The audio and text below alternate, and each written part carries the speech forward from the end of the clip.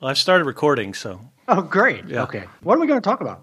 Well, we got a lot to talk about, I think. This thing with Stacy's mom singer dying. Did you see that? I saw that. I don't know the group at all, but I do know the song. Yeah. All right. Well, welcome to the show first, everybody. My name is Jason. The other guy is Keith. We are here to talk to you for about an hour about stuff as we coop up for COVID. And we've got a lot to talk about. Actually, we have no agenda. We honestly just this is going to be spontaneous, which is the way I wanted to do it anyway. Because if we get too rigid, we wouldn't be able to talk about it. So the first thing, on a more serious note, is the lead singer of. Now I can't even remember the band. I just had them up. Let me see. Hang on one second. Let me find it. Fountains of Wayne. Stacy's mom, Fountains guys. of Wayne. Now, can you hear this? Let me play this. Let me see if you can hear it. If you can't hear it, just tell me. Starting now. Negatory. Good, Okay, buddy. so I'm playing Stacy's mom for our listeners, Right. and a little snippet there that shouldn't get us in trouble. He died. He was like 52, which means he's about my age, and so he is another person taken by coronavirus, and that's. I don't want to say it's scary, but that's eye-opening, I think. It's really there. I just also read today that not that I want to start out on such a serious note, but then there was another surgeon who is also, I either think he died. Yes, he was like separated some conjoined twins or something.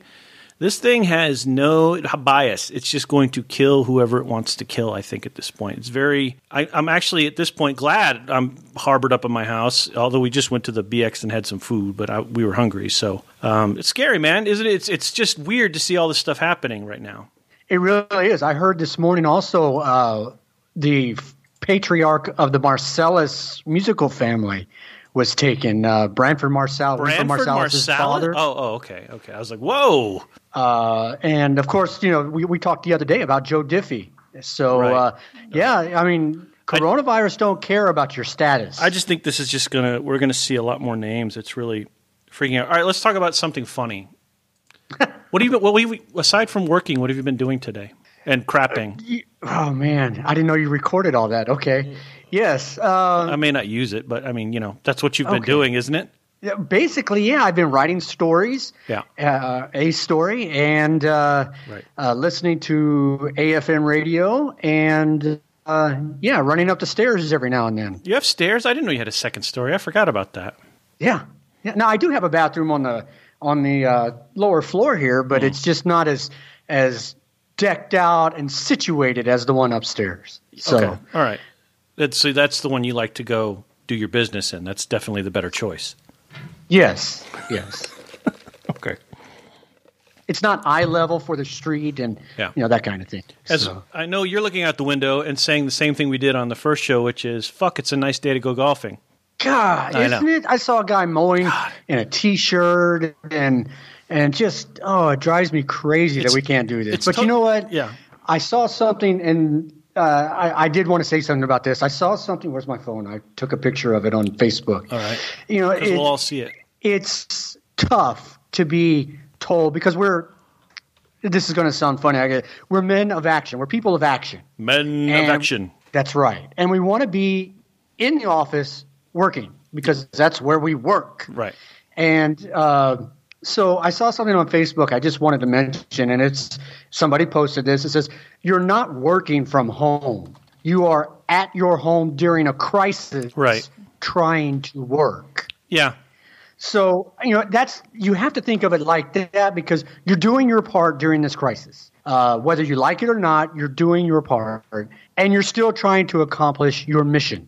So that's the way I've got to get that in my head so I get it straight and do the job. And I think that's the right way to do it is just say, okay, I have to get away from other people, and if I'm not sick, I should at least do my job. And that's what the federal government has given us the opportunity to do is say, okay, if you can go home and I don't like the word telework, but I mean, if you can work from home, you should do that.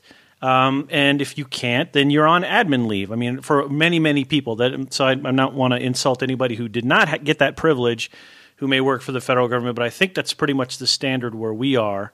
And then there are folks who just have to go home, right? I mean, they just have to be at home, and that's kind of that. So, I mean, it is a privilege, and I know how frustrated you are, man, as far as – because even Wednesday I was like, what was it, Tuesday, right? No, Wednesday. I was like, there's nobody there, nobody, and only one person came down from the fingerprint office, right? She came down and did something, but then she left. And that was it. I mean, there was nobody on that hall that day. It was great. Aside from the phone ringing, that was literally the only noises made. So I was like playing docking, breaking the chains, because we had to use that break the chain RP hashtag. And then I found out Stefan also was listening to that song, so that was kind of some kinship there. But yeah, man, it's a completely different kind of situation. Even, again, the one touch point you and I have is 911. It wasn't like this. It was mostly like a week later, we were sort of doing the same stuff we were doing a week before, just with more cautiously, and then eventually we got a Patriot Act and on and on. But I mean, this is a game changer in so many ways, and even if you look out over the landscape of things, it's just different, man. It's just wholly different, and so. But I understand your frustration. Yeah, and you're right. Being at Injalik, Turkey for 9/11, that was. It was different. I was married at the time. We had small children. And it's totally different being here by myself now. Right. It is weird because even when I'm stuck at home, I'm still looking at the same four walls, and there is a benefit. Isn't there with everything that's going on? I was just thinking, isn't there a bar nearby you, but you can't go to that because it's closed, right? Can't go to that. Yeah. Okay. I mean, I can look out my front window and see it. Right. But that's the guy that was mowing the lawn I talked about earlier. But one thing that COVID is doing, if you can find a bright spot, is it is disrupting the television production. So everybody, what do you mean that's a bright spot? Because AFN is replaying shows like Covert Affairs, Will and Grace, and Psych. I hadn't seen Will and Grace. All these other things from several years ago that I liked, but then lost track of, and things like that. So I started recording those. And I know they have to do it, but it pisses me off because I have become a creature of routine in a lot of ways. And so I come home at night and I hang with my family, and part of the background noise that is my hang, and I could go right down the list. It's Wheel of Fortune. Not that we're into Wheel of Fortune, but that's what happens to be on. If it's on, we'll watch it. And then after that is Jeopardy, which I'm usually home in time for. Then after that is TMZ, so I get to watch 30 minutes of really ridiculous shit about people creeping on people at the LA airport and everywhere else around LA. So that's kind of fun. The feud. And then the feud, right? And then at 7 o'clock, everybody goes their separate ways. Annabelle goes up and gets ready for bed at night, shower and all that stuff. Dee Dee goes up and does her thing, and I come up to my office. I do my thing. For a couple hours, and then I go to bed. Routine. Boom, boom, boom. Now came home the other day, and I'm like, Will and fucking Grace? Where did that come from, right? And then I remembered, AFN's got to switch their schedule because all the other productions have basically turned off, right? They've been shut off, so there's no programming. Right. AFN's just got to go, all right, let's pull some VHS tapes off the shelf or something like that. And that's exactly what it looks like, too. Mm-hmm. Yeah, I watched a little bit of Covert Affairs last night. I don't remember that show. What was Covert Affairs? What was that? It was a CIA thing with Piper Perabo and some other people you might recognize, but she played a young CIA agent, and it rings a bell, but I just don't remember the show. Yeah, I just remember seeing Will and Grace come on, and I was like, "Are they running the old ones?" And then it had some dialogue about the president in it, and I was like, "Oh, it's a new one." And it was just it was weird. I remember sitting there with Dee Dee going, I remember this being much, much more funnier in the first run than this, because I don't remember, and I'm not being a prude or a stick in the mud, but I'm just watching it and nothing made me laugh, and I was like, maybe I'm getting, because I like the quick humor, I like the way it's written, right? But just nothing was making me laugh, and I was like, maybe it's just past my time on this, but right. So all right, 6 degrees of separation from Keith to Will and Grace. You ready? Yeah, I'm ready. All right, so. You know who Sean Hayes is? I do. Yeah, he's Just Jack, right. He's Just Jack, right. So my public affairs officer, my second public affairs officer at Fort Sill is Larry Eisnagel. Yes, I know the name. I know the name. I've never met Larry, but I know the name. He's a former commandant at Dinfos. Okay. So he was at Fort Sill for 5 years, and we became great friends, still great friends. All right. Well, his son was set to join the Marine Corps, according to Larry, and they found out he was diabetic. Ooh. So there's another another situation there. But anyway, so Scott is his name, goes out and going to make his fortune in L.A. as a music guy, DJ, that kind of guy. Long story short, Jack, or Sean Hayes, and Scott Icenoggle are husband and husband. Are you kidding? So that I am not kidding. Wow. So that is my 6 degrees of separation to that. In fact, Scott has. You remember the movie Three Stooges that Sean Hayes was in? No.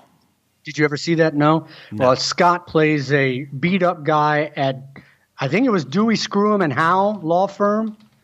I don't remember the exact name in the Three Stooges movie, and he's had some walk on roles at on the new version of Will and Grace. I just looked up Scott on the internet. 6 degrees of separation from Will and Grace. There you go. So I just looked up Scott on the internet, and now there are thousands of pictures of him and Mr. Hayes together. So that's pretty incredible. That's pretty wild. So I don't have a 6 degrees story like that. That's a pretty good one, actually. So I'll have to hold off until I can think of a good one later on as we are talking about this. Okay, so you've heard about the wacko story of the day, right? The train thing. Did you hear about that? Yes, that's out in your neck of the woods. So if you're listening and you hadn't heard about it by now, yes, it is. There is a. I'll just read. This is from Yahoo News, who's getting it from ABC News, and the story leads: investigators arrested a California train engineer Tuesday after he allegedly derailed a train in a bid to crash into the USNS Mercy, the hospital ship treating COVID patients in the port of Los Angeles to lessen the burden on the area. All right. Because we really don't need to... Yeah, I know, because he thinks it's a deep state plot to take over the world or something like that, right? Is that kind of the gist of it? Right. Yeah. Yeah, he said they were coming to, and I'm getting some bad feedback here if it's coming through. Yeah, he said he thought it was because the government's going to take over L.A. No, you're good. There's no feedback. So we need to unpack this, but let me read a little more. Moreno Rad allegedly ran the train at full speed off the end of the tracks near the Navy medical boat, smashing through several concrete and chain barriers. Well, trains are heavy. Before sliding through the parking lot nearly 250 yards from the Mercy. So he was still a little ways away, but kind of close. No one was injured and the boat wasn't damaged. However, the train leaked a substantial amount of fuel. All right, so the guy's name is here. It's not really relevant to what we're talking about. So let's unpack this part. Investigators arrested a train engineer after he allegedly derailed a train on a bid to crash. All right, how do you derail a train? Do the tracks just end, or is there like a steering wheel you got to go and you just sort of go like it's a speed film? Or there's no steering wheel; it's all levers and that kind of thing. And it just depends. I think again, I'm not positive because I haven't, as you said, unpacked the story yet. Right. But the tracks may have ended at the dock. That's what I was thinking. Okay. Where the ship was coming in, yeah. Now, as far as how else do you derail, I don't want to give anybody any ideas, but you can be going too fast around a curve. Well, so that's an easy one. I figured that, but I wasn't sure. I mean, I'm not a dummy, but I just never recall any sort of controls where you could like pop the train. Smart man. That you could like pop the train off the rails or something like that. So that's the one that occurred to me was, all right, he had to be barreling ass and basically just rammed through the guard barrier or whatever that's at the end to stop the thing. All right, let's unpack the next piece. There was a rumor, or a myth, I should say. When I was a child, there were railroad tracks behind my grandmother's house or down around the park. Mm-hmm. Supposedly, if you put a penny on the track, it would derail the train. So us boys and all of our smarts would put pennies on, not realizing what would happen if the train actually derailed, right? We would stand there and watch it as the train went by, right? With the wind blowing and all that. Right. If that thing would have actually derailed, we wouldn't be having this conversation. No, you'd be in jail somewhere, and then you'd be not reading the story going, I remember when I derailed a train once. So then I guess the other part to unpack here is in a bid to crash into the United States naval ship Mercy. So Comfort? No, it's the Mercy. So I think they had to pull the Mercy out of dry dock. They pulled one of them out of dry dock somewhere because they had shelved one of them and the other one I think was still working. But I think this is the one they pulled out of dry dock. I'm not sure. Let me just waste a couple of minutes to see if that's in the story. It's not. Oh, by the way, they're saying he acted alone, not a pre-planned attack. But so he's attempting, just so we're clear, he's attempting to crash a train into a boat. So he had to think about this a minute and go, you know what? I think I can do it. I think if I gain enough speed, I can plow through all this shit, go through that parking lot full of Fiestas and Yugos, not Yugos, how old am I? Fiestas and Saturns and Toyotas, and then I'll reach the boat. But as you said, why would he want to crash into it? And the answer is, you've read more about this than I have, some sort of deep state thing. Right. It's wacky. It just boggles the mind. It boggles really the fucking mind. And these are the things that we as professionals and we as people have to deal with just getting through the crisis. This guy's trying to crash a train into a boat. And this is why truth is stranger than fiction, right? This is why, as a writer, I'm like, you know what? In my book, I'm going to have this train reach the end of the line, crash through, go through a parking lot, and hit the USS Mercy, which is, if I'm looking at the photo, I'm looking at the photo of the dock in Los Angeles, it's still, and I'm just spitballing here, it's still another 150 to 200 yards off the shore before he even reaches the boat. So that means he would have had to hydroplane the train like a rock, right? He'd skip a rock across and then somehow cause damage to the Mercy. And that's just, and I couldn't write that. Somebody would read, an editor would read that. I would submit that. Nobody would believe it. Nobody would believe it. They're like, this is stupid. Rewrite this. Trains can't do that. And then voila, the person who did this, whose name is, now I'm going to say his name because it's relevant, Eduardo Moreno, 44, who is expected to, or allegedly did this,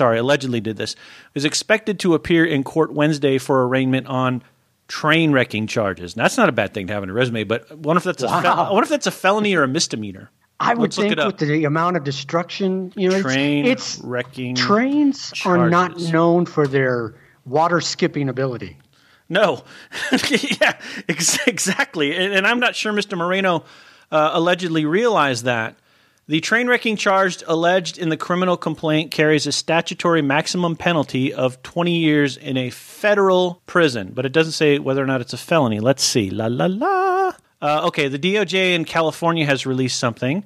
It says, admitted in 2 separate interviews with law enforcement that he intentionally derailed and crashed the train. Still looking for it. Okay. It doesn't say if it's a felony or but I'm guessing it's a felony since it's a federal crime. And if it's worth 20 years, right, it's got to be a felony of some sort. That's what I was thinking, yeah. That's nuts. That's just crazy. I mean, I've done some crazy stuff in my time. I once rolled in my neighborhood, I once rolled a bowling ball down a street in the middle of the day. And I don't think I hit any cars, but it's just one of those things that could have hit a parked car on the left or a parked car on the right, but I rolled it and kind of ran. I mean, I've done some kind of crazy stuff, but I mean, crashing train into boat, I mean, I'd have to be pretty high, which I've never been before, or pretty drunk, which I have been before, in order to do that. And I mean, what's your equivalent to that? What is your sort of real life? I mean, do you got any good Oklahoma stories for that? Well, I have to be cognizant of the statute of limitations. I did, in high school, we would drive around and light off bottle rockets and things like that. Yeah. I may or may not have allegedly played a little bit of mailbox baseball. Okay. But how long ago was I in high school? My God, over 30 years ago. I'm pretty sure you're good. All right. That's a misdemeanor anyway. So what? Yeah. And other than that, I was, again, growing up a military brat on many military bases. Now, when I was in high school, we lived on the economy, as it were. But growing up in a military household, I lived under the edict that if I got in trouble for something like that, and my dad got in trouble for something like that because of me, I got in trouble again at home. Yeah, that's how it worked. Your dad would beat your ass with a belt or a hand. Exactly. Well, it's, if say, because, let's see, we were at Scott Air Force Base in 1980. There was literally a cable 2 feet off the ground right next to the bike path, and then 30 yards ahead was the end of the runway. Wow. I watched the Thunderbirds come in and land for an air show one Thursday afternoon. Yeah. 30 feet from the end of the runway. Did you and attempt? We were always did you attempt to hit them with a baseball bat? I did not. Okay, all right. Well, see, you're but still we okay. always joked about, hey, let's just run out of the runway and run back. That would be a federal crime for sure. But see, back then it would have been like that. It's like, hey, back then they would have just been like, hey, we're going to hand you over to your father, and then your father would have brought down the wrath of God upon you. But now, I mean, the way that people, I shouldn't say people, the way that the system is designed now is, any sort of anything is just they're going to prosecute to the maximum extent because for whatever reason. So, well, at least you didn't hit the Thunderbirds with a baseball bat. No, I love the Thunderbirds. All right, so this is the California code about train wrecking. Would you like me to read it? Because legalese is much fun. If they're charging him with a federal crime, I'm assuming, but that's what I think what the story said. But this is the California code, all right? So this is California Penal Code, Part 1 of Crimes and Punishments 25-680.4, which is part of Title 8 of Crimes Against the Person, 187 through 248. And then it's Chapter 5, Attempts to Kill, 217.1, 219.3. Chapter 5 was enacted, by the way, in 1872. Here's what it says, my friend. It says, every person who unlawfully throws out a switch, removes a rail, or places any obstruction on any railroad, good thing you didn't do this in California, your little penny stunt, with the intention of derailing any passenger, freight, or other train, car, or engine, and thus derails the same, who unlawfully places any dynamite. Did they have dynamite in 1872? I think they did. I think that's when it was. Oh, yeah. That was around when it was invented. Or other explosive material like what you're facing in your stomach today, Keith, or any other obstruction upon or near the track of any railroad with the intention of blowing up. Oh, that's a great long sentence. Or derailing of any such train, car, or engine, and thus blows up or derails the same. Or, this is a great sentence, or who unlawfully sets fire to any railroad bridge or trestle, it's a good word, trestle, over which any such train, car, or engine must pass with the, I got to read, I'm reading this on screen, I have to move my head really fast, with the intention of wrecking such train, car, or engine, and thus wrecks train, is guilty of a felony. Ding! See, I hadn't gotten that far, so now we know it's a felony, and punishable with death or imprisonment in the state prison for life without possibility of parole. I'll stop there because that's where we need it to be. So we discover it's a felony, and they can kill you for it. That's a hell of a thing. Mr. Moreno's allegedly has issues right now. See, and you don't have to be a rocket scientist to be a train engineer, but you have to have some intelligence. Right. So for him to, government conspiracies, whatever, they're all over the place these days. Right. But to take the mental capacity and say, I'm going to run this train which weighs thousands of tons right. and try to make it swim. Yeah. There's something wrong there. No, he wasn't trying to make it swim. He was trying to turn it. The only thing that made sense is he's trying to turn it into a projectile. He was trying to make it into a torpedo. It wasn't going to become a submarine and be like, that wasn't going to happen. I mean, I'm trying to do the mental gymnastics of I get not possible, my friend. I get that's been told to me many times. I meant in this case, but whatever. I get the notion that you can say, "Fuck it, I'm going to run through the thing," but then even I'm only going to get so far. I'm really only going to destroy a lot of shitty cars in that parking lot, and that's going to be the end of it. And I'm just going to look like an ass if I allegedly do this, and that's it. I don't know. Does it say he was injured? Oh, it's a good question. Let me look. Was he injured? No one was injured, and the boat wasn't damaged. However, the train leaked, so no, he was not injured. Which is strange. Do they have seatbelts on trains? I guess they do. I don't know. And I'm assuming it was not a passenger train, or we would hear more about it. No, it's got to be more about that. It's in the port of Los Angeles, which is shipping containers and all that shit. So it's not a passenger train. And again, I'm looking at the photo from it's not more than about 4 days ago. The ship is sitting literally in the middle of I'm guessing it's sort of not a levee, stupid. Like a causeway. That's it. It's kind of a causeway between one part of the port and then what looks like more of a commercial area on the other side. It's in the middle. So, even on, I don't know Mr. Moreno, but if I were to go dumb guy, smart guy, I would think they would both equally go, nah, that one ain't going to work. I mean, I think they would both equally say that. They would just go, nope, ain't going to happen. I'll tell you what, I'll just park the train. I'll come up with another plot to kill the deep state later. Right? I think that's what you got to do. Yeah, you need to figure that one out. I didn't see you on video for a second. I'm like, did he run to the bathroom? I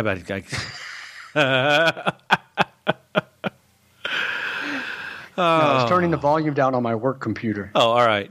I don't have my mail up, by the way, so if you see mail, let me know. All right. All right, so you're listening to This Show is a JK. That's kind of the title that I've had to put into Apple Podcasts. I like it. So hopefully people will get the part, J/K means joke on the internet, and it means us. So This Show is a JK is kind of our working title. And we're glad you're with us. If you've been listening, all 6 listeners, we appreciate your listening to us. What else has been going on? We actually received a compliment on my Facebook page. You did? From whom? We did. Her name is M.A. Lemons. I posted the link last night. All right. And she said, this is good. And she asked kind of some technical questions about how we are accomplishing it. The magic of the And I interwebs. told her we live about 12 miles apart, and we do it over Skype, and you do all the work, and I just blabber off at the mouth. That's basically what happens here. Well, now you have to suggest a topic, so I'll let you think about that a moment. But I want to thank Ms. Lemons for that nice compliment and welcome aboard as one of the loyal listeners. We'll give her a loyal listener card as soon as we create a loyal listener card. And as soon as we have that available, but we don't have that yet. So you know what I'm going to do starting tonight? I play this baseball game. It's called Out of the Park Baseball. It's issue number 21. I just got it. Came out about a week ago. But I have played it since, I think, edition, I want to say 8 or 9. And essentially what I do, and I had to, unfortunately, 2 seasons ago or 2 editions ago, I had to recreate it. But before that, I created a league based in California. I called it the Pacific Coast Baseball Association, and it has all these baseball teams that align sort of on the Pacific Coast and in California. And then I divide them up into Northern and Southern. And then I take control of one team. And then what I do, and you'll see this if you watch later, is I name all the people on my team after people I know. So there'll be a Stefan, there'll be a Keith. There will be some people. I literally just sit there and go, oh, I know him. I'll put him in there. I usually put a couple of women in there as well. So I'll put Annabelle in there, but I usually call her A/B tutor or something like that. So what I thought I would do to offer teleworkers is I'm going to call each game like a baseball thing, and that way I can simulate my season. People can watch the games and hang out or whatever, and that could be kind of fun. So. That's what I'm doing at 9 o'clock tonight if you want to tune in. Okay. You're like, what? I'm just passing the time, baseball, man. But anything else concerning baseball, I'm just not. No. But that brings me to the topic. You said figure out a topic. Here we go. All right, go. We had this conversation the other day. All right. As part of this, when we decided, okay, we're by God going to do this. Growing up, you and I played a lot of different sports. Mm-hmm. What was your favorite sport growing up? What kinds of things did you do growing up? So my favorite sport was American football. And I think my mother wanted me to play that professionally, but I weighed 143 pounds until I was 26 years old. Now, this is important because I am 6 feet 3 inches tall, although I think I'm starting to get that old age shrink down a little bit, so I'm probably more like 6'2" now, but I've been 6'3" my whole life with bad posture. So she thought that I was going to be like a linebacker or a defensive lineman or something like that, and I was fine. I was good at it, but I didn't weigh more than 143 pounds until I was 27. That's what I weigh right now. Well, but you're like 5'3" or something like that, right? So I'm 5'10". Shut up. So anyway, she said, oh, we need to gain weight. So she would do all these things to try to get me to gain weight, right? So she would go to the store and buy all this wheat germ and stuff it into all my food. We'd have steak. She'd make sure I'd eat 2 portions. I wouldn't gain a pound, and I didn't exercise worth a shit. So I knew, it wasn't going to work. And then when I turned 26, I found out that I had cancer. So as my phone goes off, I found out I had cancer, so I had to go through some radiation therapy and some other things. And after that, I started to kind of in the recovery phase.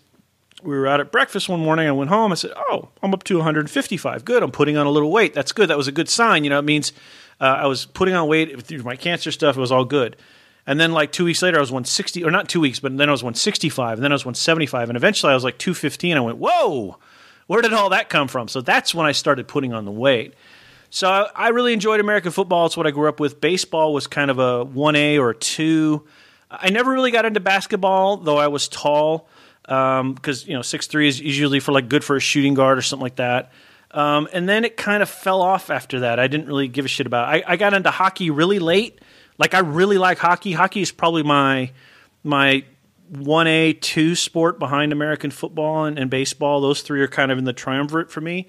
But I didn't learn hockey until I stayed in the dorms as a military guy, and somebody said, okay, this is how this works. And I was actually learned the game by playing on Sega.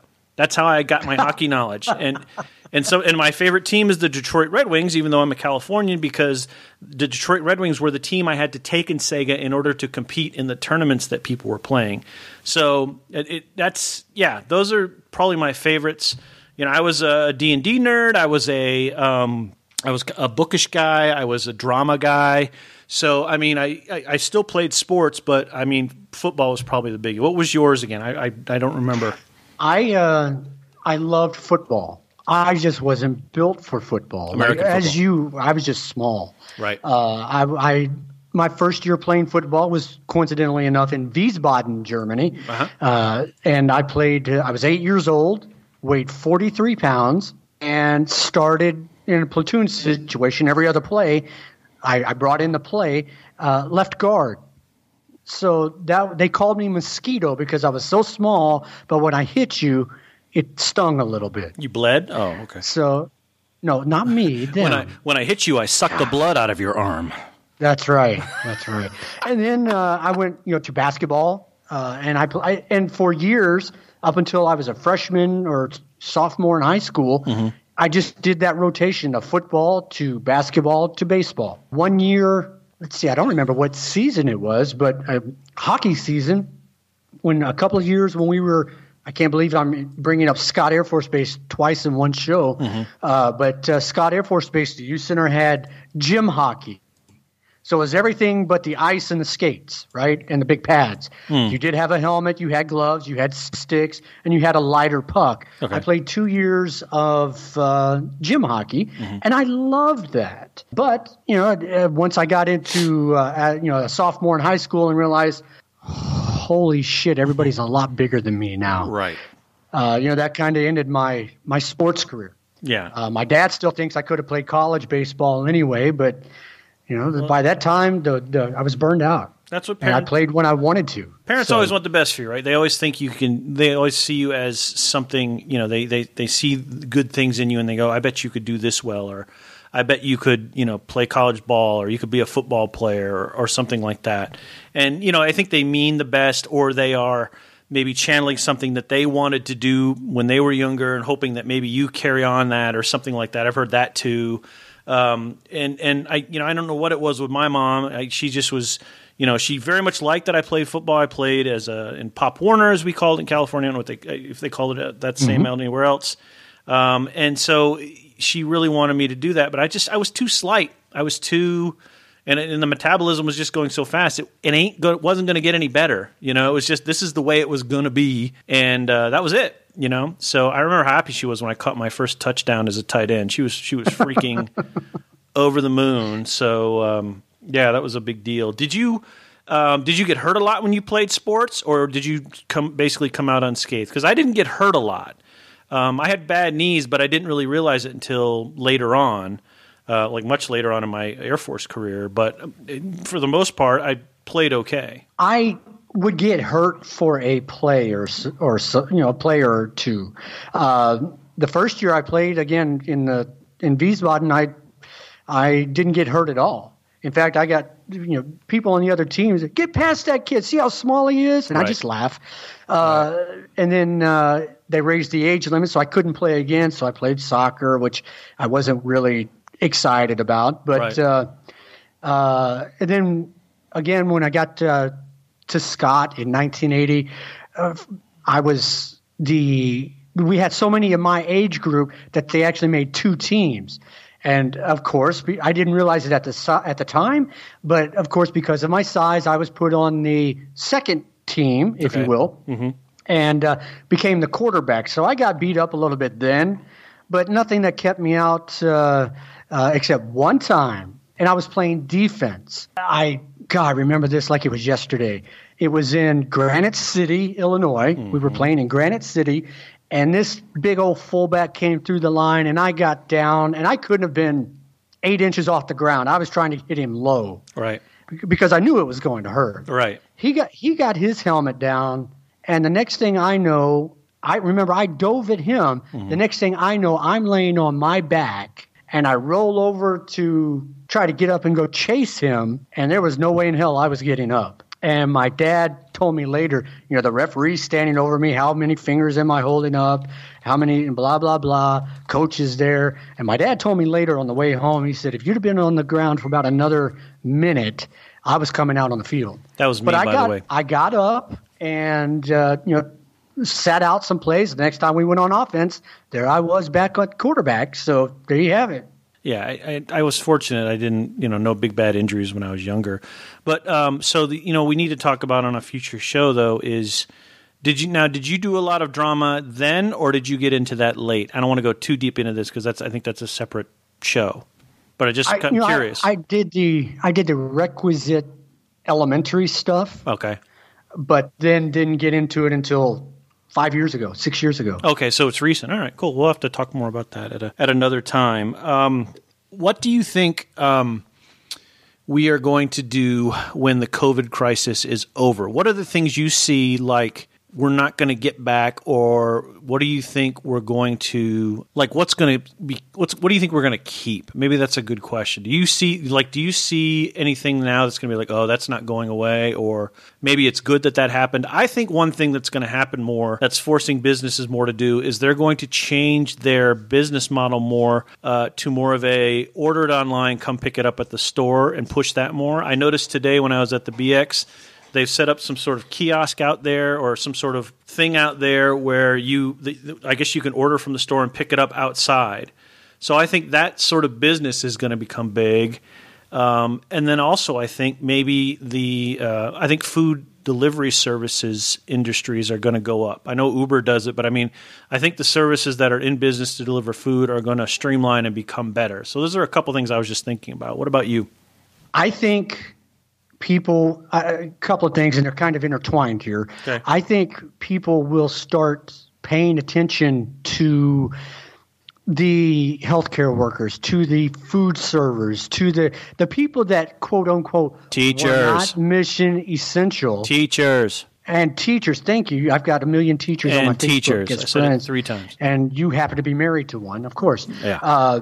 So teachers that have not been, quote unquote, mission essential, I think that will tie into a raise of a minimum wage eventually.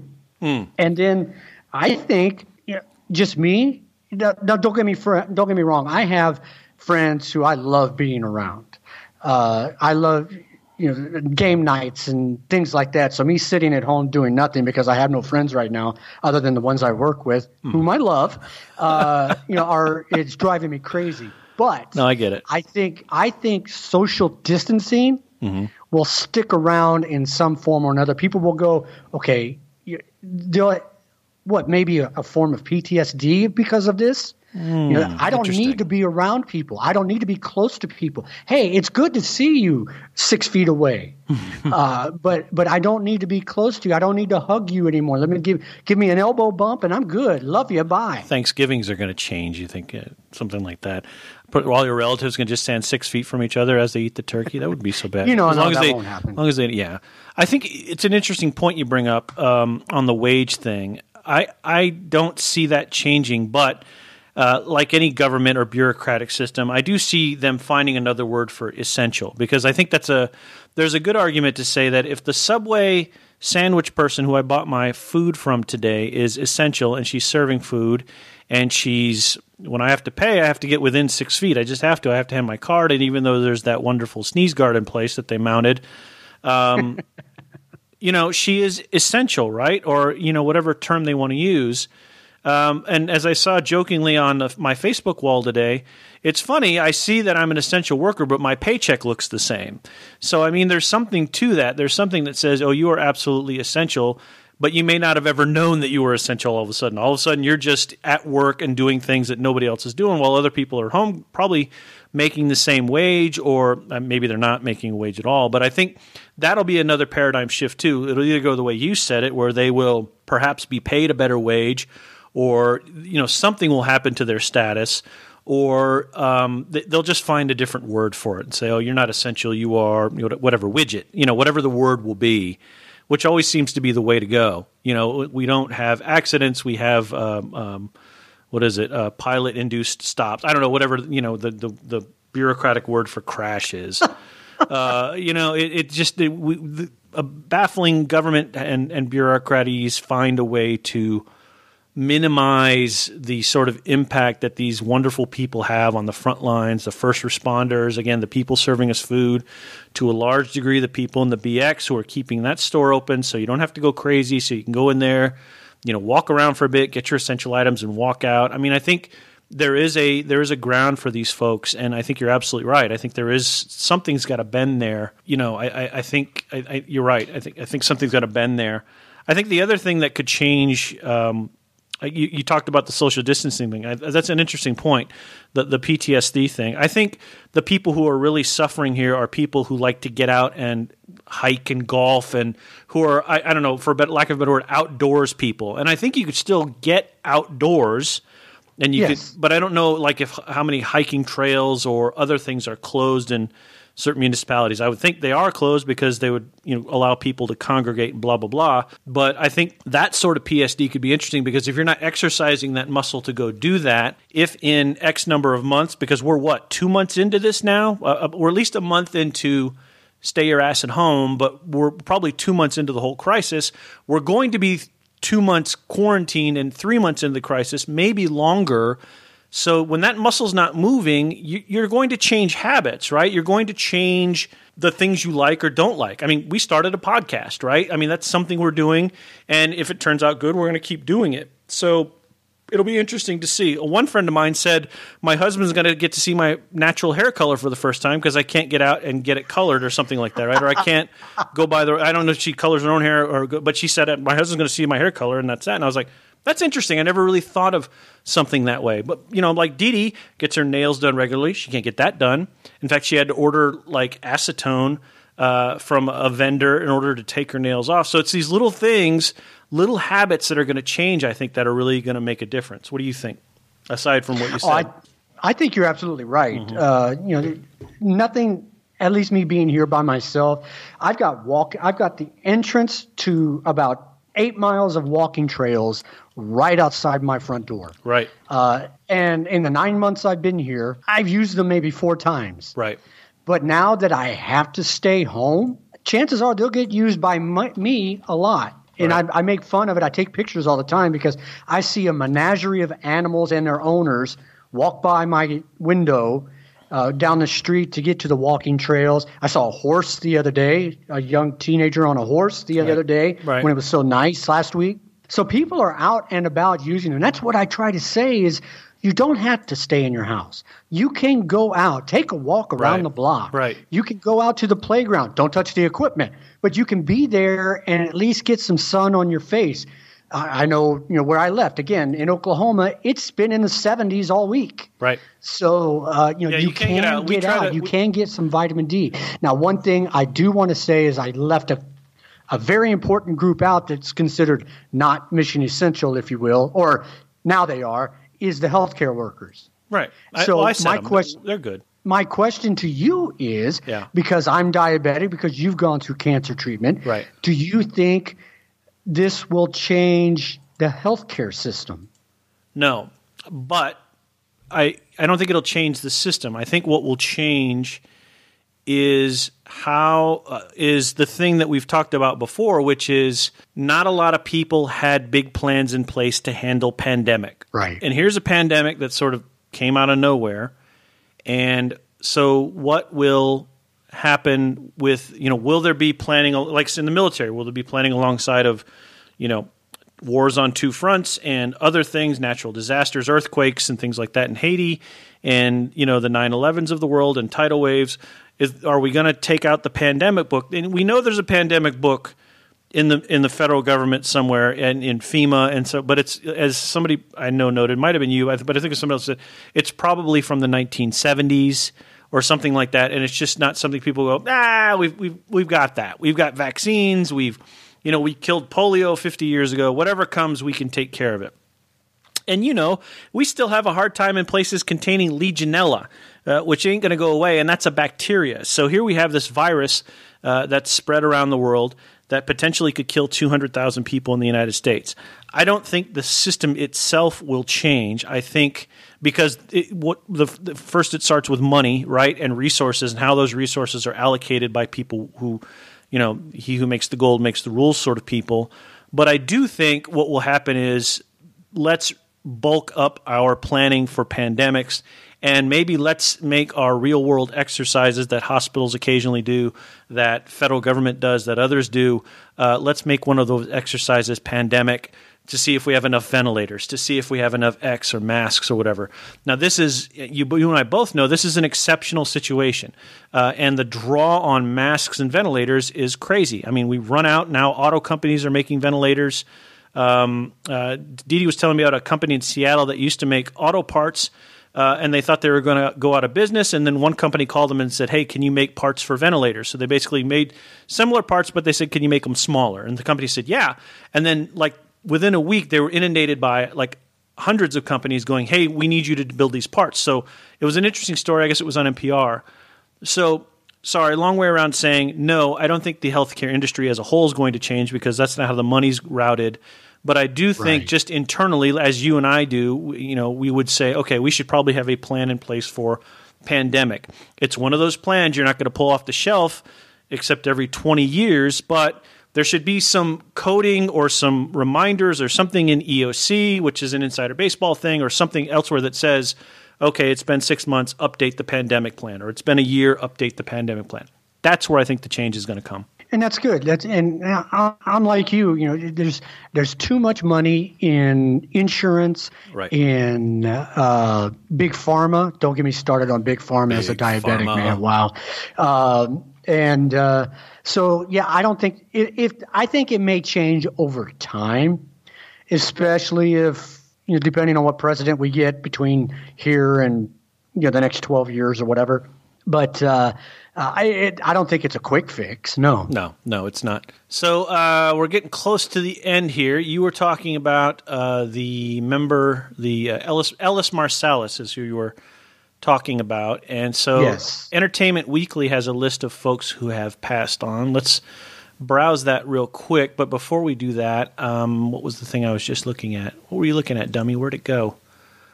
Oh, Jason. That's usually what people ask me. Yeah, I just because I wanted to tell you something about it, and now it's gone. Was it this? Was it? Oh, so the Adam Schlesinger was the lead singer's name of Fountains of Wayne. He also wrote the title song from the movie, which I really liked, That Thing You Do.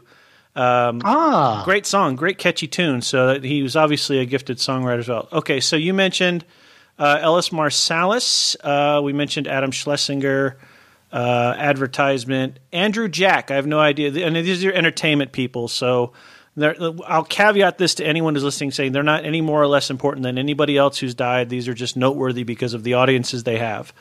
So Andrew Jack is a longtime Hollywood dialect coach and an actor who played a supporting role in Star Wars. He died March 31st. He was 76. I think that age is noteworthy. But this one is too. Oh, no, he was 59. Former trumpeter Wallace Roney, I think it's Roney. Ken Shimura, he was a comedian. He was 70. So these are older folks. Alan Merrill, singer-songwriter, he was 69. But you know what he wrote that everybody likes? I love rock and roll, so put another dime in the jukebox, baby. Right. He wrote that song. Well, Joan Jett. Originally released in 1975 when he was a band called The Arrows, and then Joan Jett picked it up, and you know how huge a hit it was for her. You mentioned Joe Diffie. He was 61. He died of complications of it. His hits were, you know, If You Want To, Home, Whole Lotta Gone, Country, The Quittin' Kind, Texas Size Heartache. Many of you know the rest. Mark Blum, another stage actor. He was in Crocodile Dundee, Desperately Seeking Susan. I sort of recognize his face, but not really. Floyd Cardoz, I don't know him. Let me see. Top Chef Masters winner. Okay, he was 59. I think the ages, again, are noteworthy. Terrence McNeely is a playwright. None of which... Oh, he wrote the play for Kiss of the Spider Woman. He died on March 24th. He was 81. And then the last one they list is Lucia Bose. Bose, I think, Italian actress. She was 89. So, not that we're saying that very old people listen to our podcast, but it does say something about that if you're of a certain age, you're probably more vulnerable to this. And that was pretty much said early on anyway, right? If you are above, AARP age, which is like 50, 51, which is me, I guess, and you are below a certain age, which is small children and things like that, you are susceptible of dying of it more so than others. And I think the part of the problem here is, Keith, is that there are a number of healthy people who are of 20s, 30s age who understand that their immune systems are great, and they live in a certain certain slice of the world where they have access to medical care quickly, and they can do all these different things. And they know they're not going to get sick, but they're also saying, why is everybody making a big deal of it? Well, it's because all these other people can get very sick, and they can die. I read a great thing this morning, and it was interesting. I'm not sure it's exactly true, but it is interesting.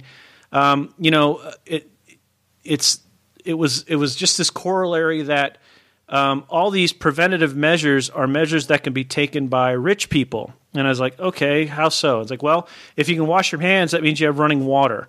Or if you can do X, that means you have this, which means you have money.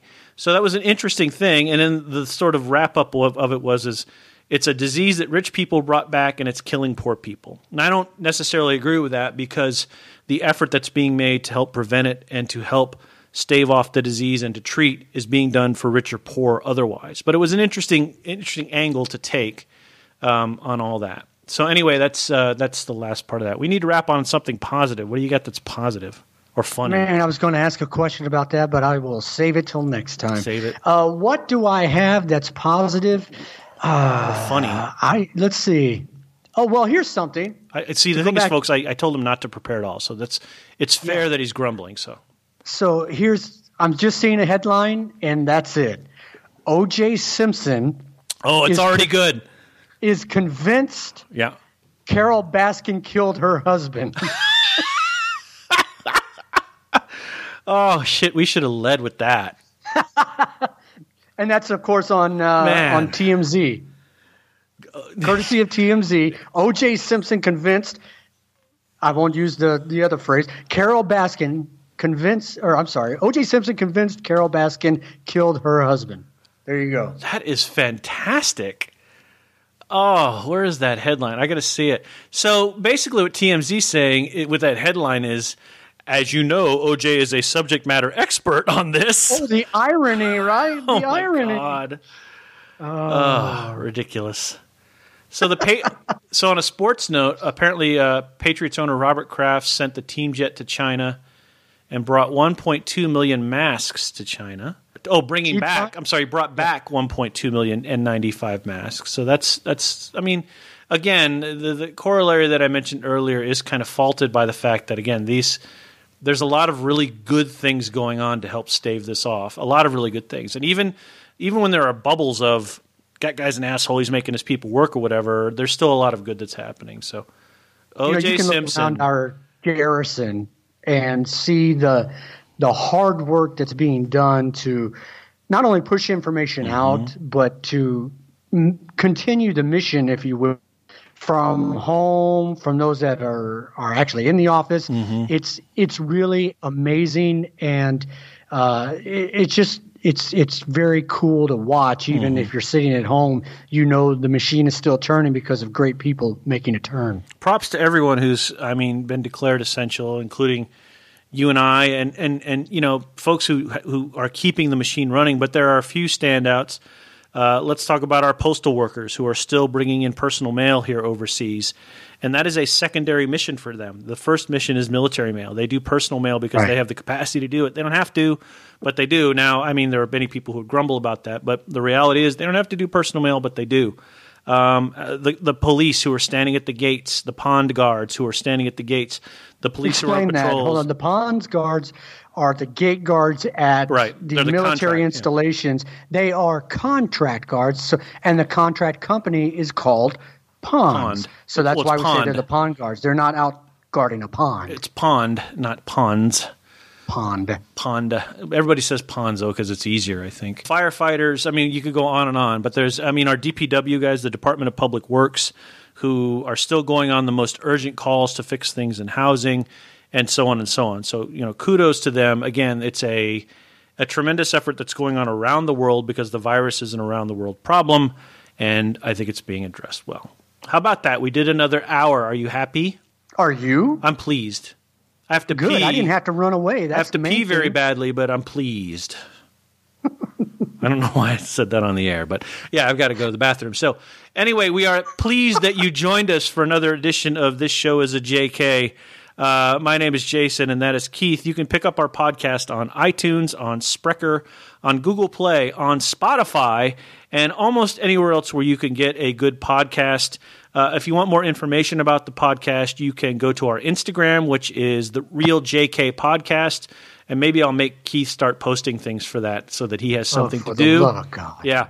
And you can also go to my website. I'll have some information on the podcast up there soon. That's jasontudor.com.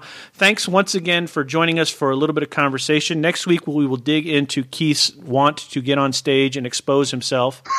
And we'll talk about, or next week, well, the next time we are free, which is, I'm guessing next week will be Tuesdays and Thursdays, but we'll figure it out. We're going to do these as often as we can, and then we will release them in the night. And thank you for joining us. Say goodbye, Keith. Goodbye, everybody. Thanks for listening.